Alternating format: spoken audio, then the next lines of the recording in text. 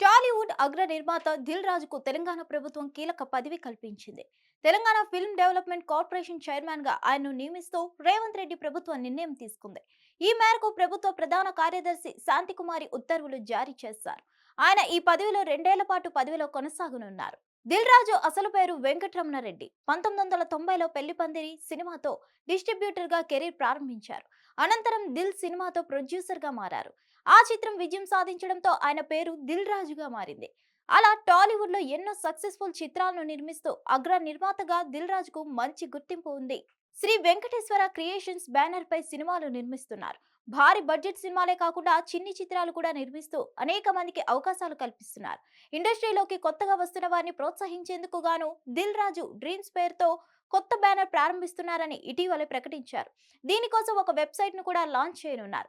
ఇకపోతే దిల్ రాజు ప్రస్తుతం 3 సినిమాలకు నిర్మాతగా వ్యవహరిస్తున్నారు. తెలుగు చలనచిత్ర వాణిజ్య మండలి అధ్యక్షుడిగా గతేడాది జరిగిన ఎన్నికల్లో దిల్ రాజు విజయం సాధించారు. ఆ ఎన్నికల ద్వారా 2023 నుంచి 2025 సంవత్సరానికి నూతన కార్యవర్గాన్ని ఎన్నుకున్నారు. భవిష్యత్ తరాలకు మంచి సినిమా పరిశ్రమని అందించాలనే నినాదంతో దిల్ రాజు ప్యానెల్ బరిలో నిలిచింది. హిట్ టీవీ యాప్ ని డౌన్లోడ్ చేసుకోండి. ఇందులో short news, live news, entertainment movies అన్ని అవైలబుల్ గా ఉన్నాయి. Please download Hit TV app. Hit TV app. Hit TV యాప్ని ఫ్రీగా డౌన్లోడ్ చేసుకోండి.